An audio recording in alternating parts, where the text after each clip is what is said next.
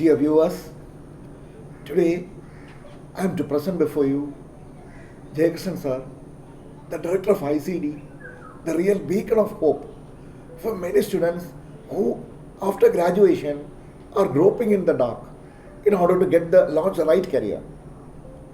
And of course, this discussion between Mr. Jayakrishan sir and I would be on how a course at ICD would be really beneficial to the aspirant.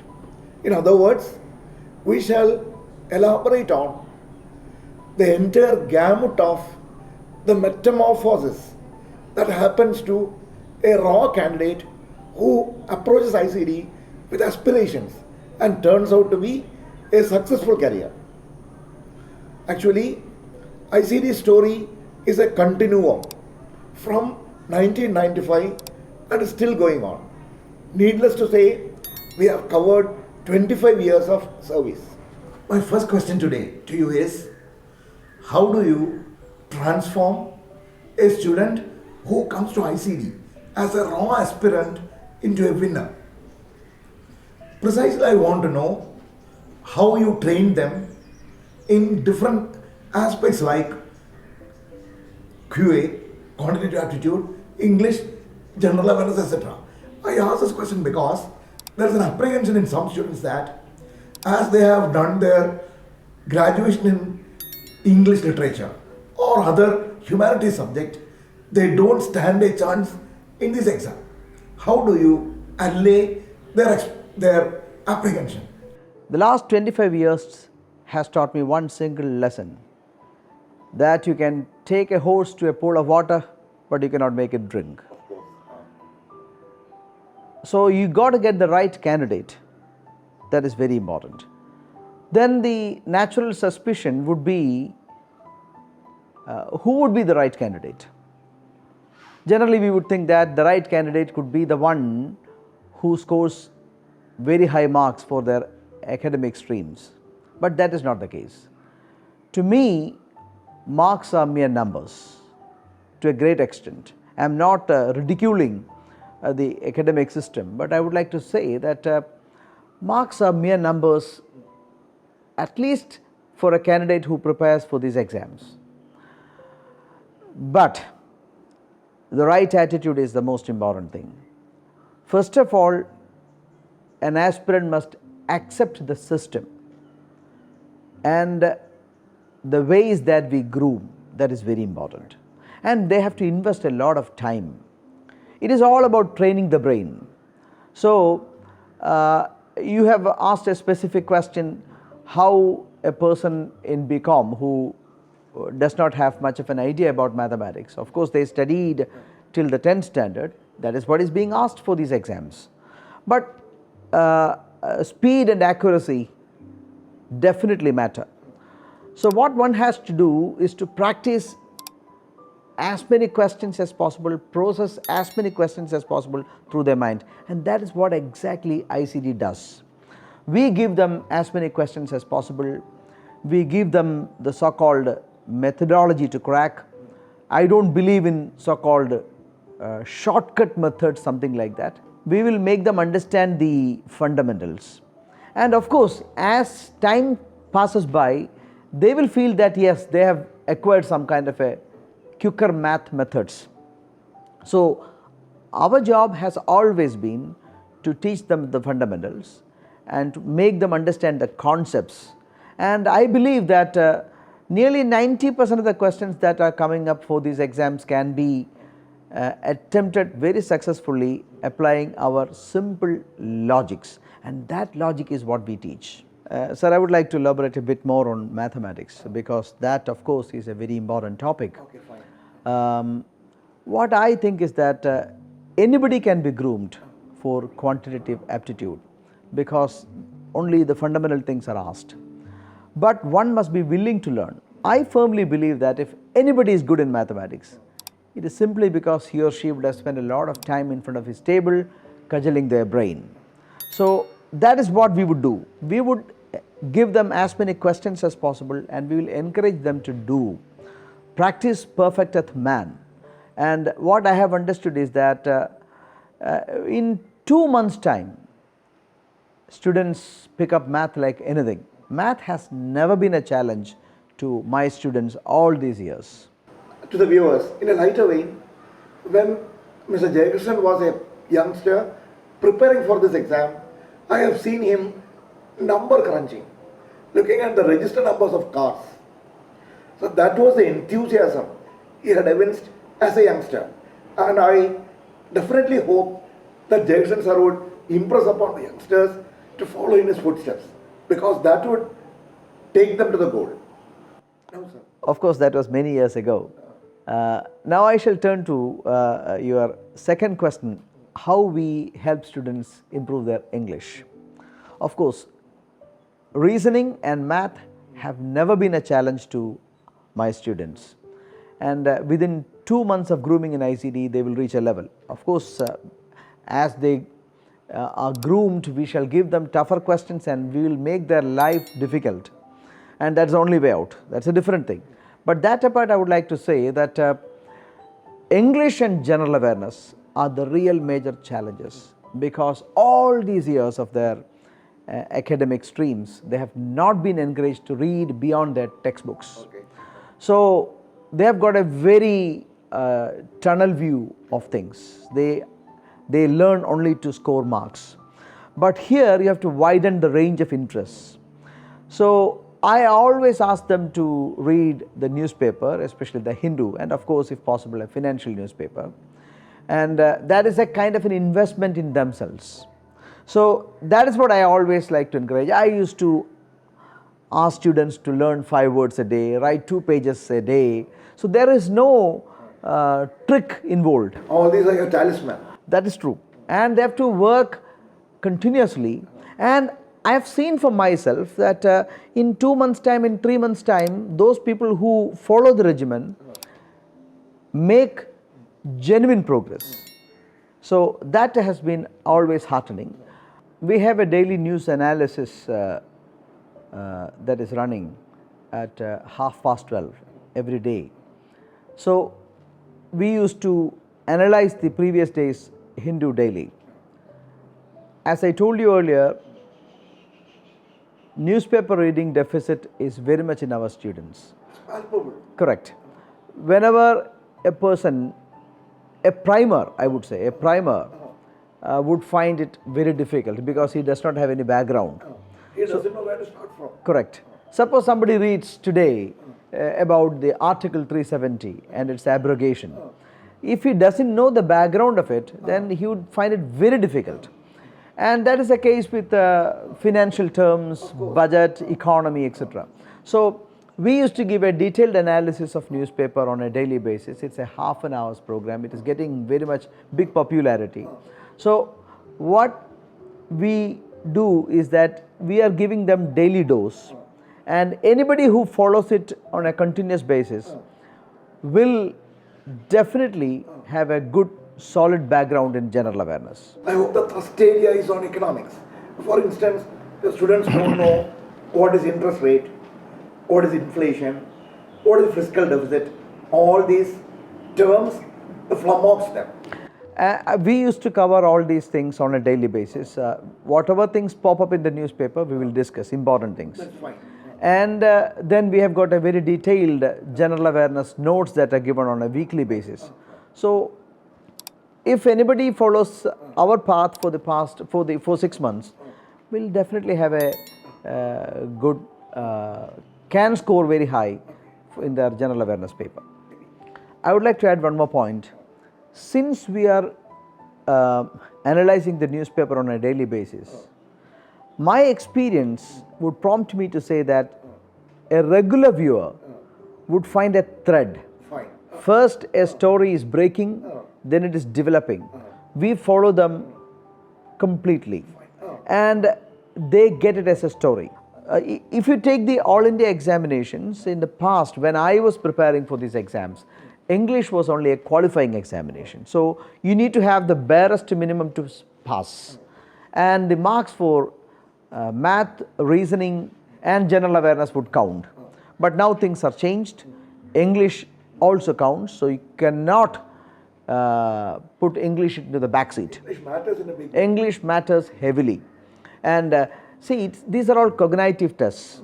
So it's all about reading and understanding. So if your English is good, then your math will be good, your reasoning will be good, of course your general awareness will be good.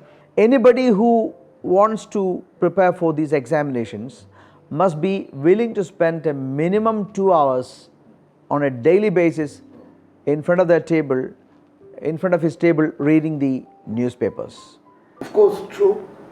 Communicative skills are the USP of every winner. That's for sure. Yes, of course. There is interview. Sometimes there are group discussions. In all these things, if it is a strength to you, it will give strength to you. If you have got good communication abilities, then that's an absolute strength. Let me come to my second question. It is a contemporaneous one. Obviously, it's about COVID.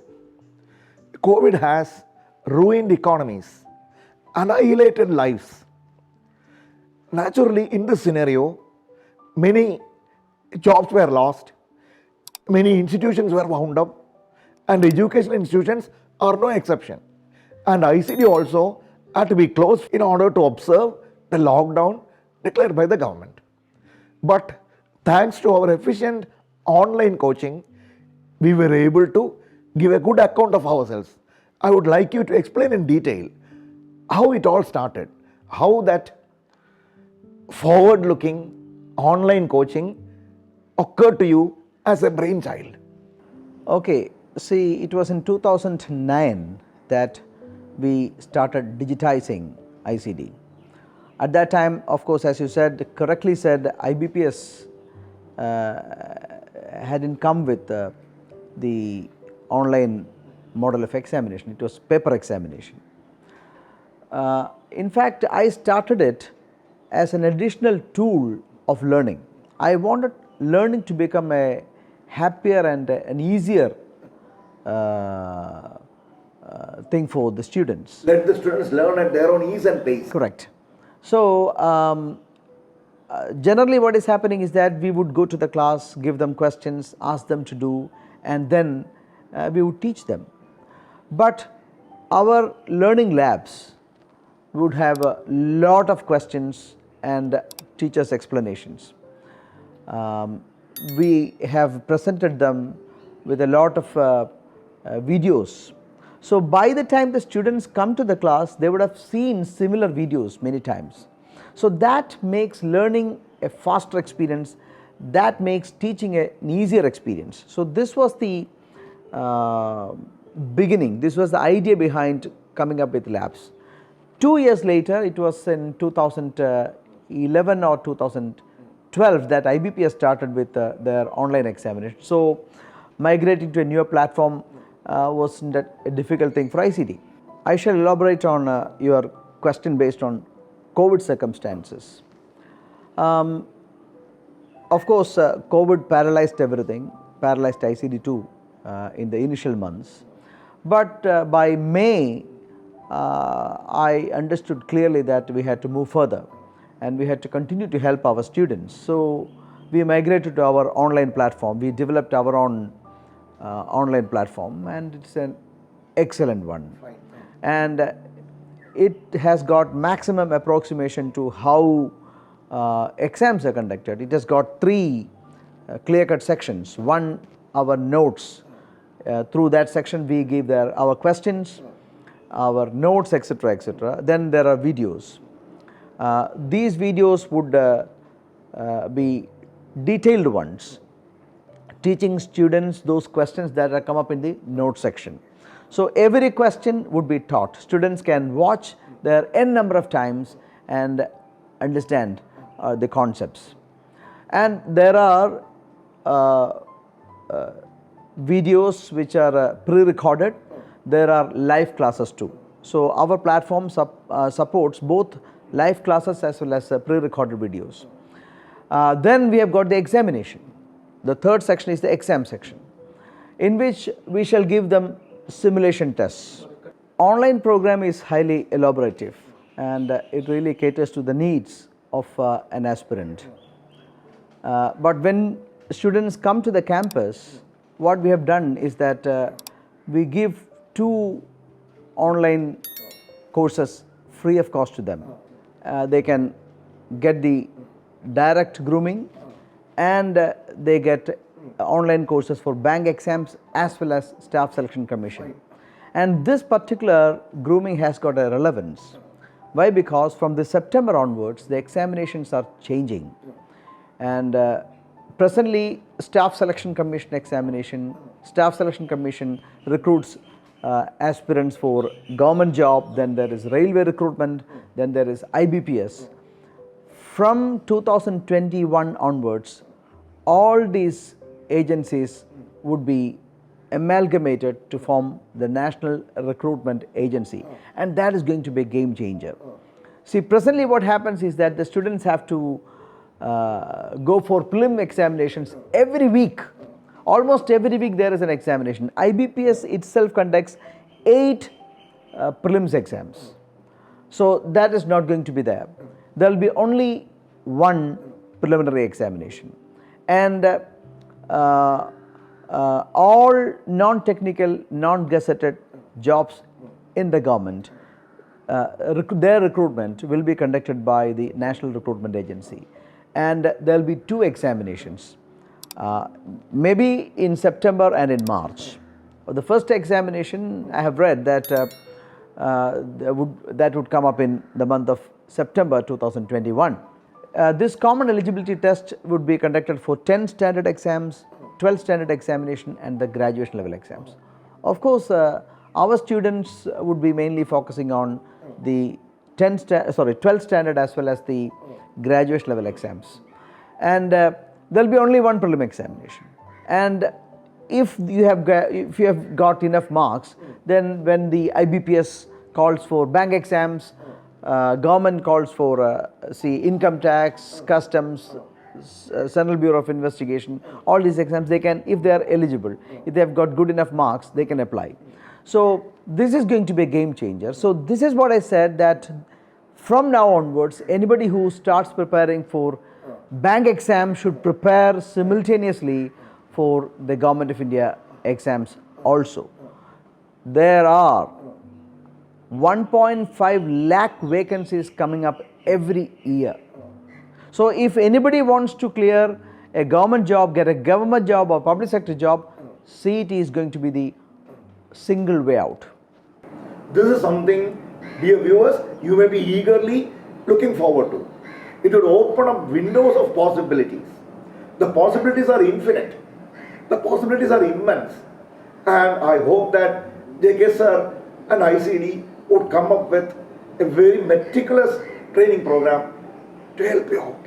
ICD has already changed its stance. Anybody who joins ICD now are trained for CET also, because without CET nobody can get into any government job. So that is very clear that students are trained for the CET exams also. Now we hear of the amalgamation of banks. Already some of the banks have been amalgamated. Now there is an apprehension in the minds of aspirants as to whether this would deduct from the vacancies and this would hamper their chances. So how do you ensure our students that they get adequate vacancies to continue in this course? India is a grossly underbanked country. Oh, fine, of course. And we require more banking penetration. So more bank branches will have to come, especially when the government has got the plans to digitize the economy. So we will have more vacancies coming up. And listen, the continuation of any organization would depend heavily on it becoming a good mix of experience as well as youthfulness.